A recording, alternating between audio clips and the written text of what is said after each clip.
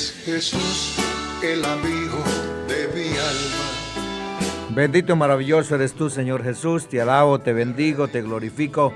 Te doy toda la honra y la gloria, mi eterno y soberano Dios, porque eres el único Dios que te la mereces. Donde yo anduve perdido. Gracias por este día tan maravilloso de vida que nos diste. Y a mí me ataban. No tenemos cómo pagarte tanto amor y tanta misericordia que has dado a nuestra vida. Todas las cargas que yo llevaba.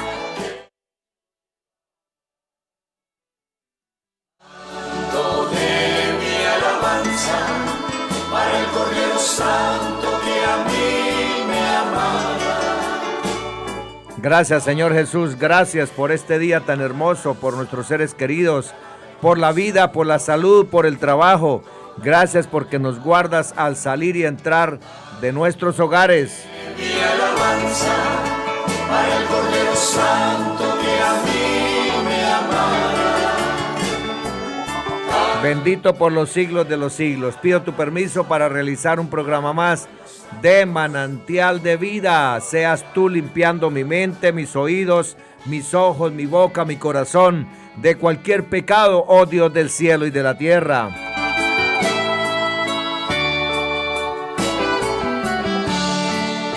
Seas tú tomando los labios de este siervo tuyo, Señor, en esta noche.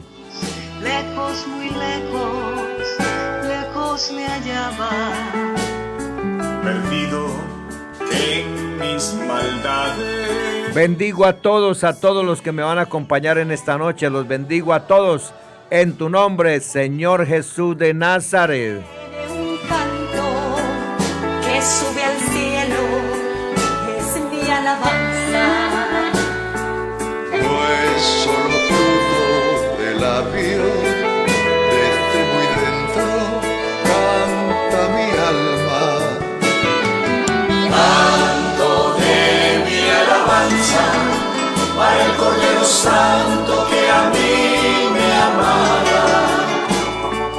Canto de mi alabanza, te alaben hoy los santos con toda el alma. Canto de mi alabanza para el Cordero Santo que a mí me amaba. Canto de mi alabanza, te alaben hoy los santos con toda el alma. Te alaben hoy los santos con toda el alma. Bendito eres tú, Señor Jesús. 8 de la noche y 2 minutos en su emisora radio Bajo la Unción 89.6 FM. Le doy la bienvenida a todos a un programa más de Manantial de Vida. Hoy tenemos un tema un poquito largo. Por tal motivo vamos a dar inicio de una vez a esta hermosísima enseñanza titulada Debemos protegernos de las falsas doctrinas de los últimos días. Les repito el título de la enseñanza, estimado amigo oyente. Debemos protegernos de las falsas doctrinas de los últimos días. Señor Jesús, mi eterno y soberano Dios, pido tu permiso, Padre Celestial, para compartir tu palabra en esta noche. Seas tú utilizando esta boca de barro, Señor. Seas tú limpiando cualquier pecado que haya en mi vida para que no haya ningún obstáculo, Señor, y tu palabra llegue donde tenga que llegar, comenzando por este siervo. En tu nombre, mi eterno y soberano Dios, Jesús de Nazaret. Debemos protegernos de las falsas doctrinas de los últimos días. 1 Timoteo 4:16 dice: ten cuidado de ti mismo y de la doctrina, persiste en ello, pues haciendo esto te salvarás a ti mismo y a los que te oyeren. Estimados oyentes, en el tiempo en que fue escrita la carta al joven Timoteo, año 64 o 65 después del Señor Jesucristo, obispo de Éfeso, la iglesia había afrontado el asedio de creencias corruptas y pervertidas de hombres que habían salido de las congregaciones, que proclamaban abiertamente falsedades, como que era necesario guardar la ley y el evangelio para poder ser salvos, negando la gracia de Dios, o aquella en que supuestamente la resurrección ya había sido hecha y no habría retorno de Cristo, haciendo vana la fe en Cristo. O esta otra más temeraria: Cristo no vino en carne. Entonces, el evangelio se convierte en una fábula que solo transmite enseñanzas de vida humanitaria. La escritura sagrada, estimado oyente, contenida en el libro que llamamos la Biblia, pone al descubierto a los enemigos de Cristo, contradice las doctrinas falsas, fortalece a los humildes seguidores de Cristo contra los designios malignos, las artimañas y las doctrinas falsas del diablo en nuestra época. También advierte en contra de los anticristos. ¿Qué es un anticristo? Toda persona o todo aquello que sea una representación falsa del verdadero plan de salvación del evangelio y que manifiesta o secretamente se opone a la verdad de Cristo. Cuando aconsejo a personas, amigas, hermanos en la congregación que lidian cuestionando la fe, examino las decisiones que tomaron a lo largo de los años, que los llevaron a olvidar experiencias sagradas y a debilitarse y a dudar. Los animo, como los animo a ustedes en estos momentos, estimados oyentes, a recordar sobre todo en tiempos de crisis, cuando sintieron que el Espíritu Santo los confortaba y el testimonio de Cristo era fuerte en sus mentes, corazones y almas, trayendo a memoria los cimientos espirituales que los edificaron. Así lo confirma la Carta Universal a la Iglesia. Efesios 2:20 dice: edificados sobre el fundamento de los apóstoles y profetas, siendo la principal piedra del ángulo Jesucristo mismo. Les prometo que, si hacen esto, recordando los beneficios recibidos por Dios en los días pasados y evitando aquello que no edifica ni fortalece el testimonio de Dios, o que ridiculiza la doctrina de Cristo, ese tiempo preciado en que sus vidas y testimonio personal prosperó, volverá otra vez a florecer abundantemente la comunión permanente con Dios y la unidad del Espíritu mediante la humilde oración y el ayuno. Les aseguro que una vez más volverán a sentir la seguridad y la sencillez del Evangelio de nuestro Señor Jesucristo. Estimados oyentes, en esta era de comunicaciones y avances en la tecnología, las palabras del superintendente Santiago en la iglesia de Judea y Jerusalén hacia el año 56 o 57 después de Cristo siguen y seguirán vigentes hasta el fin de los tiempos. Santiago 1:5 dice: y si alguno de vosotros tiene falta de sabiduría, pídala a Dios, el cual da a todos abundantemente y sin reproche, y le será dada. También debes recordar que cuando quieras volver a renovarte en una experiencia espiritual que podría vivificarte en un momento, en un instante, cuando tu fe en Jesucristo o su evangelio sea cuestionada en cada duda que tengas, o abrigues temores por ver o escuchar opiniones contrarias a lo escrito, estimado oyente, estimado hermano, hermana, tengamos presente que la situación no está en lo que guarda tu corazón acerca de la fe y sana doctrina, sino en tu negligencia en leer cotidianamente la palabra para saber bien las cosas. Hacia la década del 60 o 70 del primer siglo, estaba escrito un buen número de libros del Nuevo Testamento y solo faltaban algunos para completar la medida del canon. De todos modos, la iglesia primitiva conocía bien el mensaje del evangelio, lo poseía completo y en muchas congregaciones se leían los libros existentes y una que otra carta apostólica, y las hacían circular en las iglesias de poblaciones cercanas. 1 Corintios 4:17, Colosenses 4:16.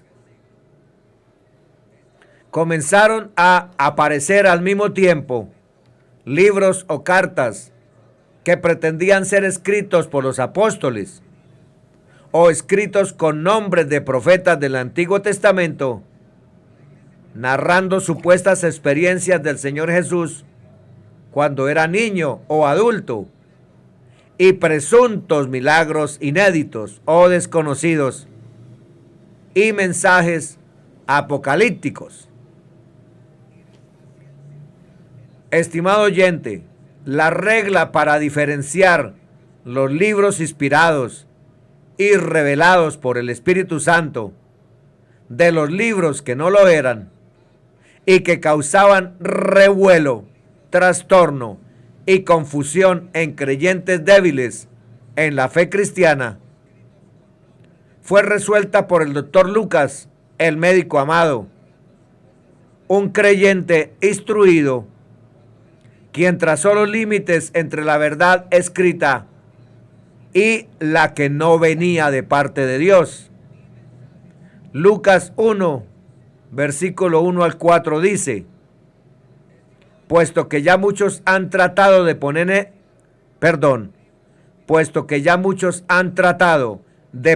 en orden la historia de las cosas que entre nosotros han sido ciertísimas, tal como nos lo enseñaron los que desde el principio lo vieron con sus ojos y fueron ministros de la palabra, me ha parecido también a mí, después de haber investigado con diligencia todas las cosas desde su origen, escribírtelas por orden, oh excelentísimo Teófilo, para que conozcas bien la verdad de las cosas en las cuales has sido instruido.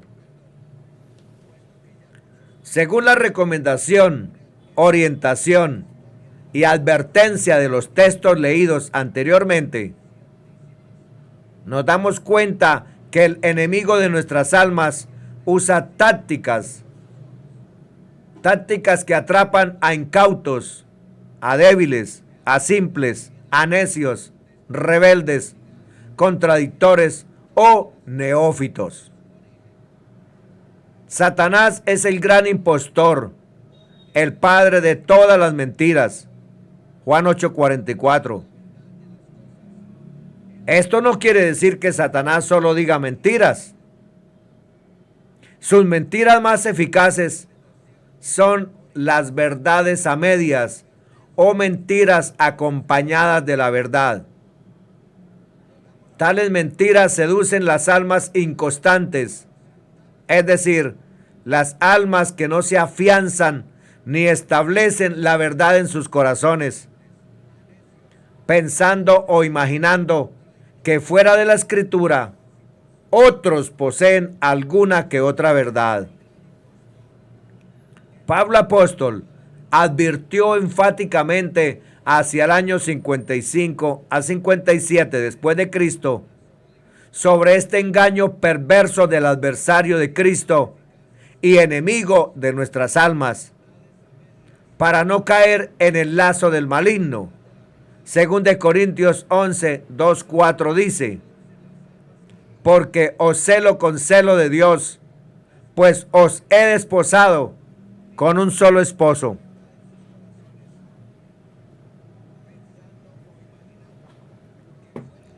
Para presentaros como una virgen pura a Cristo. Pero temo que como la serpiente con su astucia engañó a Eva, vuestros sentidos sean de alguna manera extraviados de la sincera fidelidad a Cristo.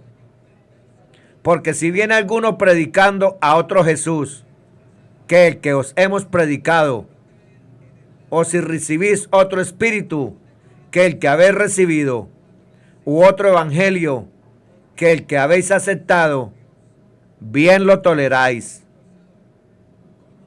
Cuidémonos, hermanos, de los falsos profetas y de los falsos maestros, tanto hombres como mujeres, que se eligen a sí mismos para declarar mandamientos y no doctrinas de la iglesia, y que buscan esparcir su falso evangelio o atraerse en seguidores patrocinando simposios, libros, publicaciones, cuyos contenidos desafían las doctrinas fundamentales de la iglesia. Cuidémonos de los que hablan y escriben oponiéndose a los profetas verdaderos de Dios, que vertieron el mensaje bajo inspiración, no bajo sus propios razonamientos humanos, y que activamente buscan ganar prosélitos en la calle, en las redes globales, con una indiferencia total por el bienestar eterno de aquellos a quienes seducen. Además, debemos estar alerta ante señales en el mundo que no concuerdan con las señales que contienen las enseñanzas de Cristo o apostólicas. Las señales son acontecimientos o experiencias que demuestran el poder de Dios. Muchas veces son milagrosas, indican y anuncian acontecimientos grandes, tales como el nacimiento, la muerte y la segunda venida del Salvador. Les recuerda a los hijos de Dios de los convenios que el Señor ha hecho con ellos. Las señales también pueden dar testimonio de un llamamiento divino o indicar la desaprobación del Señor. La palabra señal también se emplea en las Escrituras como recordatorio de un acontecimiento que no se debe olvidar. Éxodo 13, 1, 10. Las señales están relacionadas con los dones del Espíritu y algunas veces son indicación de fe en Dios. Después de resucitar, el Señor Jesucristo enseñó a sus discípulos: y estas señales seguirán a los que creyeren. Marcos 16, 17. Algunas personas afirman que creerían en Dios o en su obra si recibieran una señal. Pero la fe no viene por las señales, sino por medio del Espíritu Santo. A medida que las personas estudian las Escrituras y procuran aprender con espíritu de oración sobre el plan de Dios. Estimado oyente, la Escritura enseña claramente: la fe no viene por las señales, mas las señales siguen a los que creen, a los que oyen, a los que obedecen. Romanos 10, 17, Marcos 16, 17. Tales señales se dan a los que son fieles, a fin de fortalecerles en su fe y ayudarles a cumplir la voluntad de Dios. Como las señales están relacionadas con la fidelidad, las personas no creyentes a menudo se burlan de los que sí creen y les piden que les muestre una señal. Para tentar al Señor Jesucristo, Satanás hizo esta misma petición que encubría burla. Mateo 4:3-6. Se le acercó el tentador y le dijo: si eres hijo de Dios, di que estas piedras se conviertan en pan. El Señor Jesucristo respondió y dijo: escrito está, no solo de pan vivirá el hombre, sino de toda palabra que sale de la boca de Dios. Entonces el diablo lo llevó a la santa ciudad, lo puso sobre el pináculo del templo y le dijo: si eres hijo de Dios, tírate abajo, pues escrito está, a sus ángeles mandará acerca de ti, y en sus manos te sostendrán, para que no tropieces con tu pie en piedra.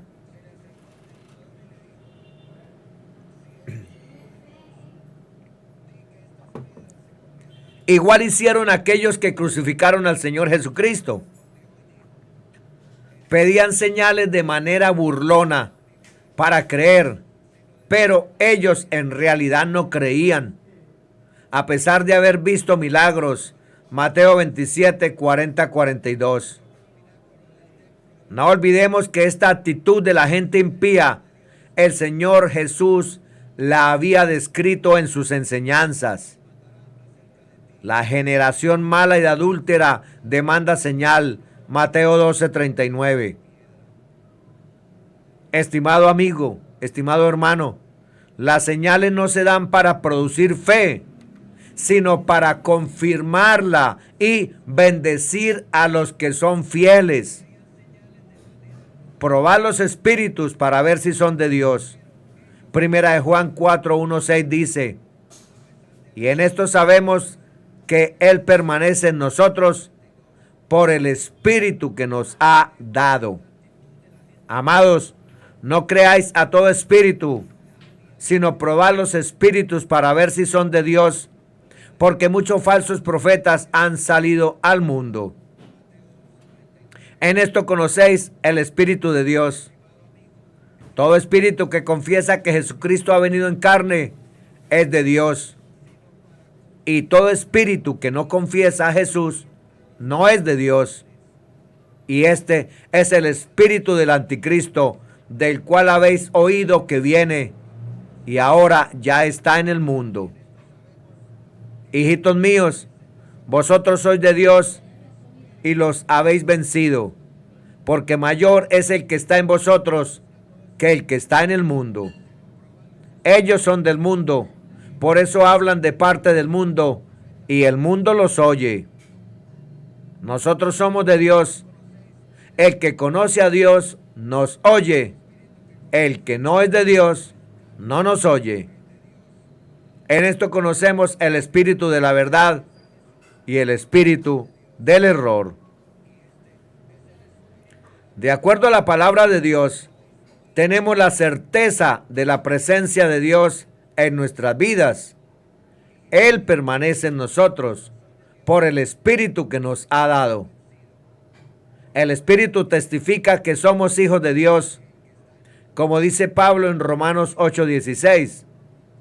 Pero, ¿cómo hace esto el Espíritu? ¿Cómo se expresa el testimonio del Espíritu en sus vidas?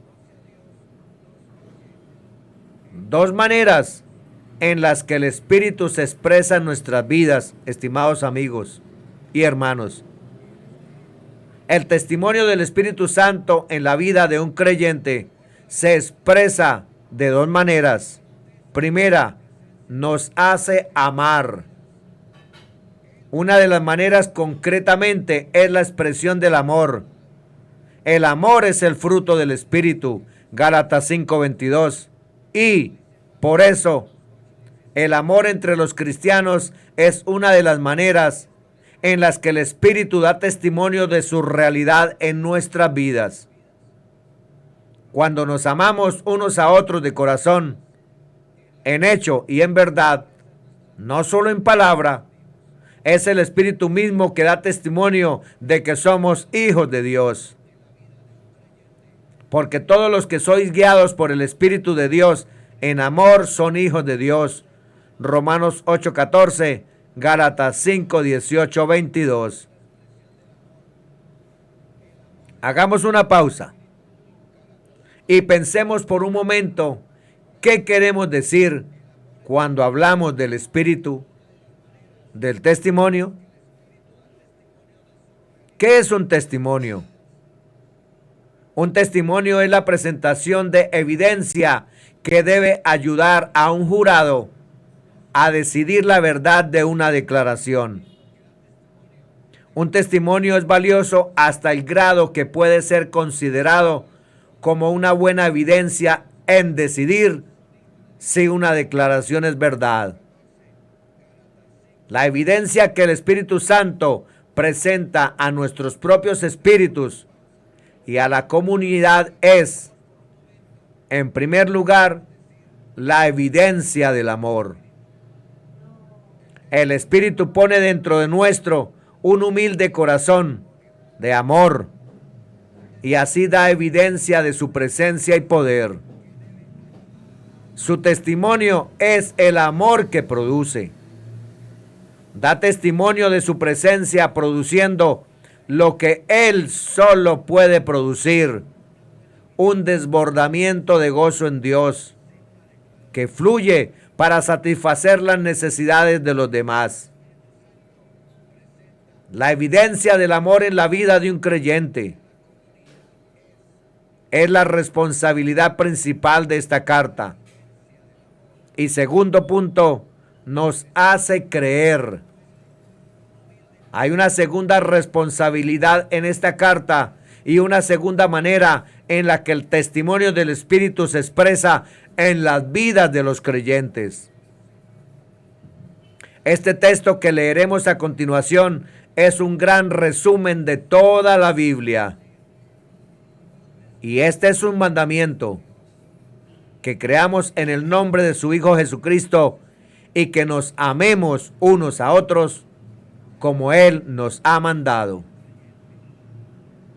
El mandamiento que lo abarca todo en esta carta y de hecho en toda la Biblia es: creamos en Jesucristo y amémonos unos a otros. Estas dos cosas están tan unidas en la mente de Juan que no son dos cosas, sino un mandamiento. Creamos en el Señor Jesús y amémonos unos a otros. Por lo tanto, no sorprende descubrir que la segunda manera en la que el Espíritu Santo da testimonio de su presencia y su poder en nuestras vidas no es simplemente hacernos amar, sino también creer. El mandamiento global de esta carta es que creamos y que amemos. Esto es el fundamento de nuestra confianza, porque es la evidencia de que Dios obra en nosotros. Y como es la evidencia de la obra de Dios, es el testimonio de su Espíritu. La prueba que el Espíritu está en nuestro interior. Leamos 4:1-3. Amados, no creáis a todo espíritu, sino probad los espíritus para ver si son de Dios, porque muchos falsos profetas han salido al mundo. En esto conocéis al Espíritu de Dios. Todo espíritu que confiesa que Jesucristo ha venido en carne es de Dios. Y todo espíritu que no confiesa a Jesús no es de Dios. Y este es el espíritu del anticristo, del cual habéis oído que viene y que ahora ya está en el mundo. El versículo 2 dice: en esto conocéis al Espíritu de Dios. En otras palabras, estimados oyentes, Juan nos da un texto por el cual se puede saber si alguien es guiado por el Espíritu Santo o por algún otro espíritu.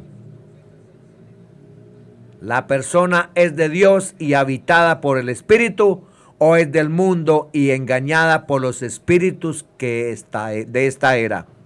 Repito, ¿la persona es de Dios y habitada por el Espíritu o es del mundo y engañada por los espíritus de esta era? ¿Cómo nos podemos dar cuenta? ¿Cuál es la prueba? La respuesta al versículo 2 es: todo espíritu que confiesa que Jesucristo ha venido en carne es de Dios. En otras palabras, el Espíritu Santo da testimonio de la realidad de Dios en sus vidas y los hace reconocer la verdad sobre Jesucristo. Por lo tanto, cuando hacen una confesión genuina de Jesucristo, podemos saber que son de Dios y tienen el Espíritu Santo. Surge una pregunta: ¿qué significa confesar? Esto nos crea un problema. Sabemos que hay personas que pueden decir cosas ciertas sobre el Señor Jesús, que, de hecho, no son nacidas de Dios o habitadas por el Espíritu Santo.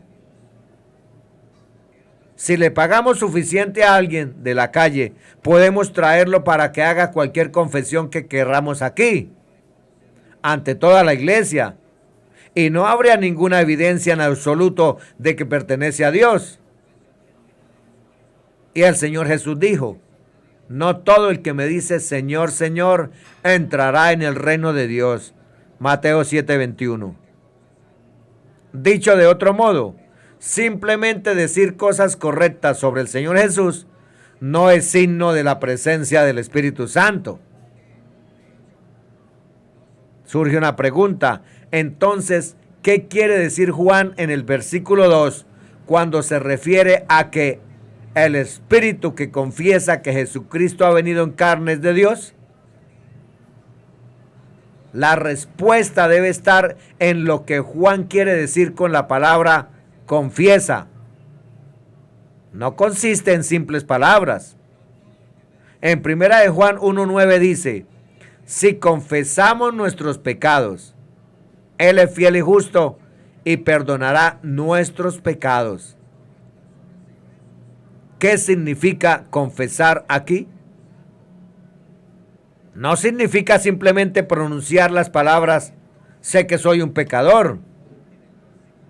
Todos sabemos que el perdón y la reconciliación no ocurren cuando las palabras de una disculpa son superficiales y sin sinceridad.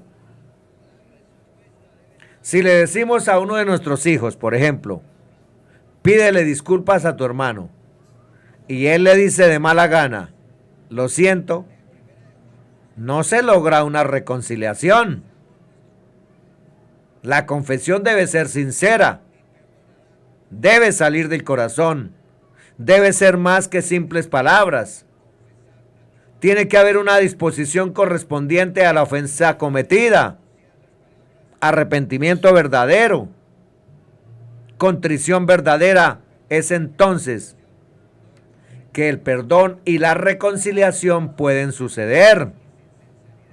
Por lo tanto, cuando 1 de Juan dice en 4:2 que la evidencia de la realidad espiritual divina es la confesión de que Jesucristo ha venido en carne, probablemente no quiera decir que las simples palabras o pensamientos son evidencia suficiente.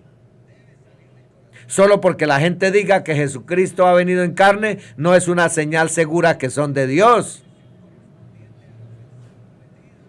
Rendición, convicción y sumisión sinceras. En cambio, Juan quiere decir que la confesión genuina y sincera de Cristo es evidencia de la obra del Espíritu. Si hay una disposición sincera por la tremenda verdad de que el Hijo de Dios ha venido en carne, entonces la confesión es evidencia de la obra del Espíritu Santo.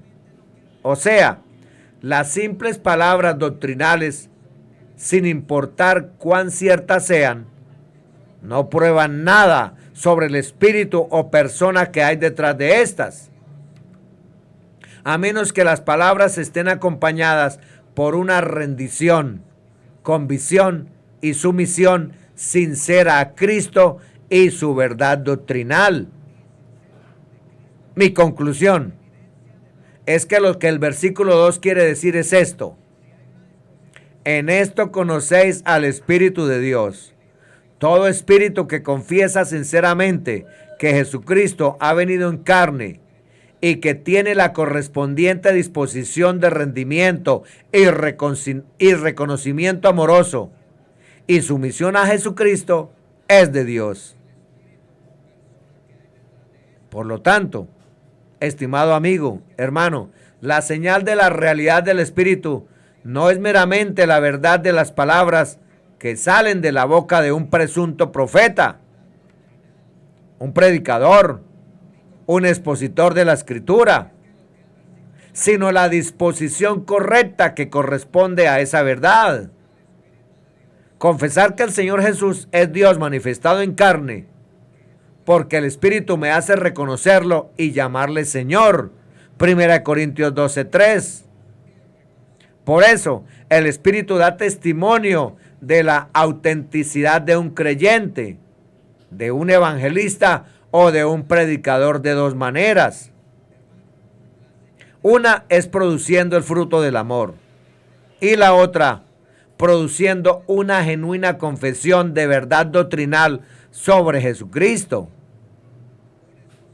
Un acto de amor y una confesión de verdad sinceros se deben a la obra del Espíritu Santo en nuestras vidas.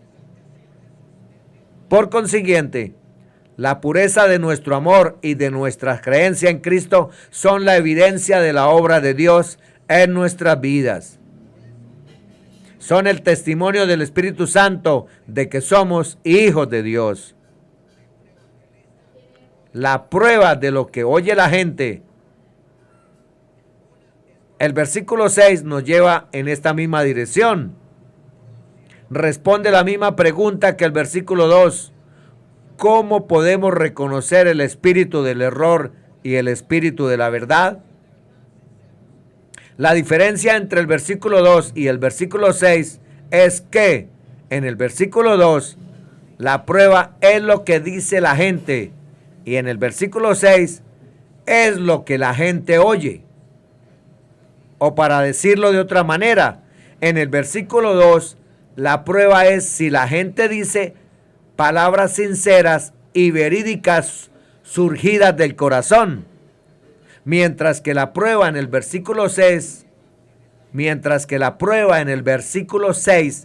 es si ellos permitirán que las palabras sinceras y verídicas entren en sus corazones. El versículo 6 dice: nosotros somos de Dios.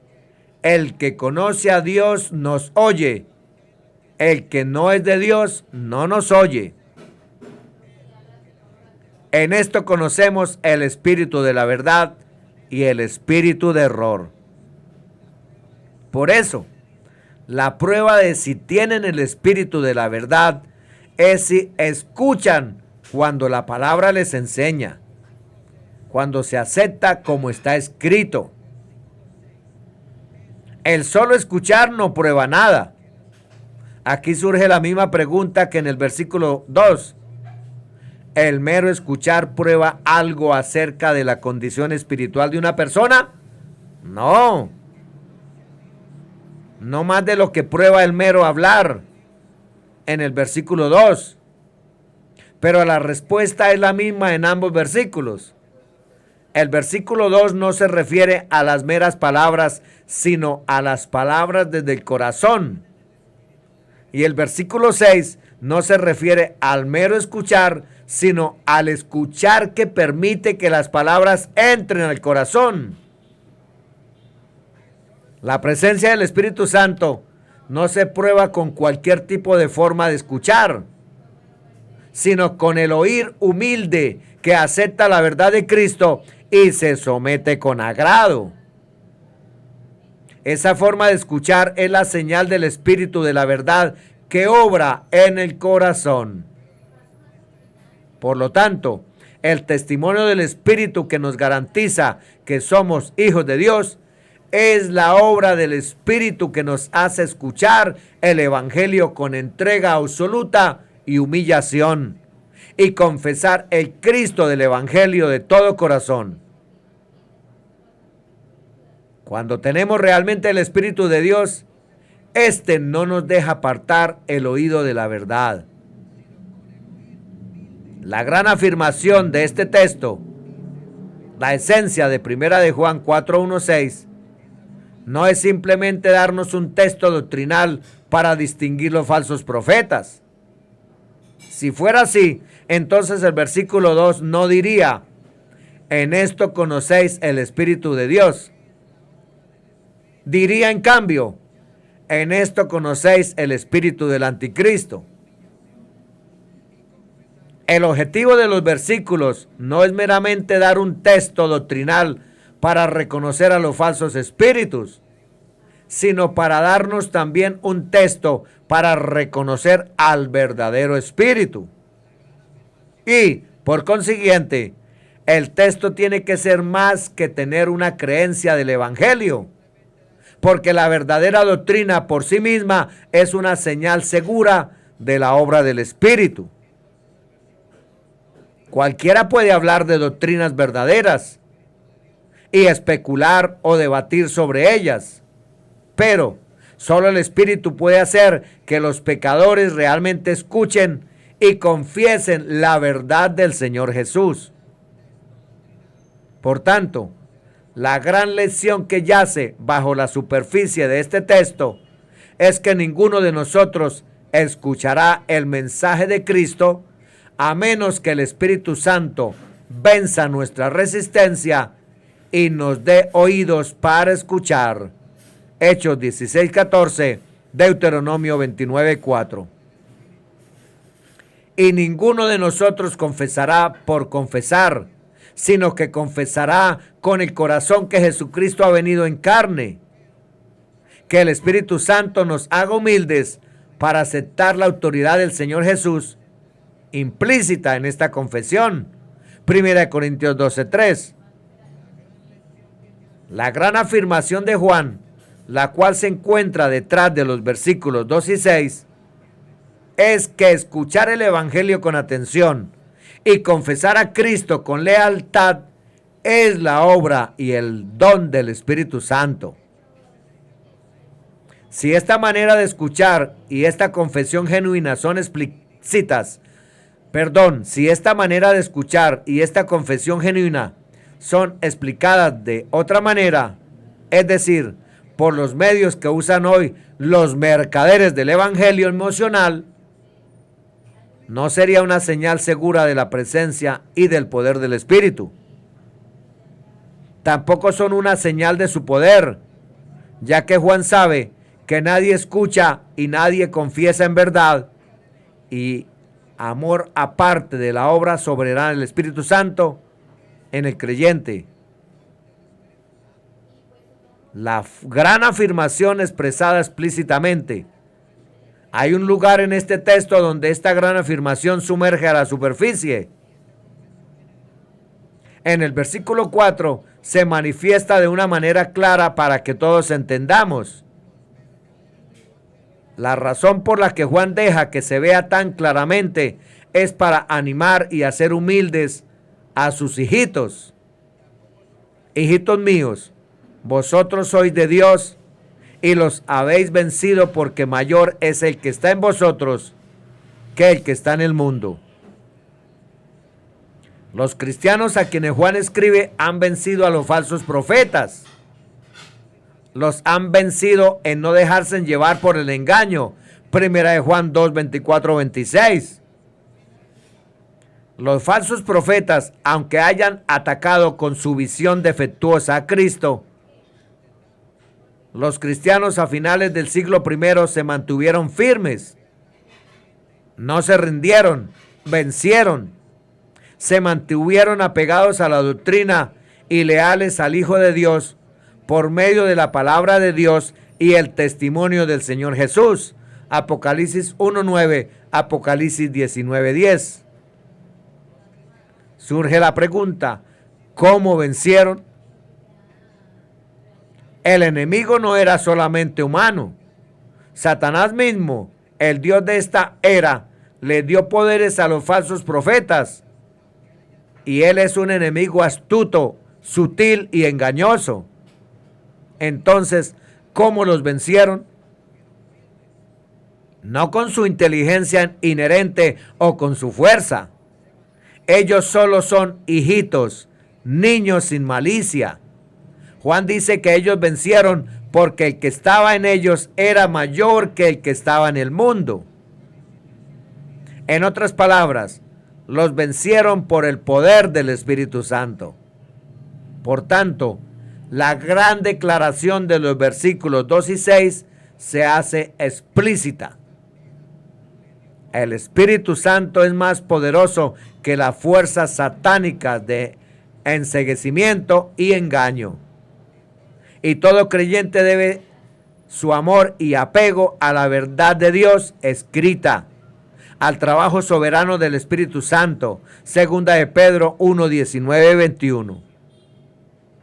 Si permanecemos en Cristo, escuchando de forma atenta y diligente, confesando con convicción y lealtad, es porque el Espíritu Santo es mayor que todas las otras fuerzas del mundo y porque nos ha hecho vencer la ceguera y dureza de nuestros propios corazones y el engaño del enemigo.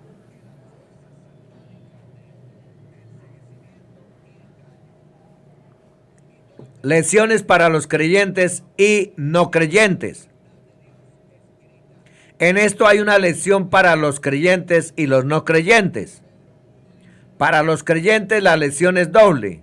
Primero, no se atribuyan méritos por escuchar atentamente sin saber exponer la doctrina por sus corazones confesos de cierta creencia que consideran pentecostal o por la manera de repetir ciertas cosas que aprendieron de otros sin corregir, verificar o examinar. Segundo, den crédito al Espíritu Santo que está en ustedes y den la gloria a Dios en o por Cristo. Cuando se sientan amenazados por cualquier engaño del maligno que viene en presentación escrita, comentario, video o película, alguna tentación, desaliento, ansiedad o cobardía, recuérdense a ustedes mismos que mayor es el que está en vosotros que el que está en el mundo. Nuestro Dios Todopoderoso permanece en nosotros, en todos nosotros. Confiemos en Él, porque esta es la victoria que ha vencido al mundo, nuestra fe, en el soberano poder del Espíritu Santo que habita en nosotros. Para los no creyentes, la lección es esta: busquemos el poder del Espíritu Santo. Admitamos que sin Él nuestros oídos permanecerán cerrados, nuestro corazón duro, y no confesarán con certeza que Jesucristo vino en carne. Oremos para que el Espíritu de Dios abra los ojos, entendimiento. Supliquemos a Él para eliminar la dureza de nuestros corazones y pidámosle que ponga en todos nosotros la alegre confesión que Jesucristo es nuestro Salvador y Señor. Amén. Bendiciones para todos, en el nombre que es sobre todo nombre, Jesús de Nazaret.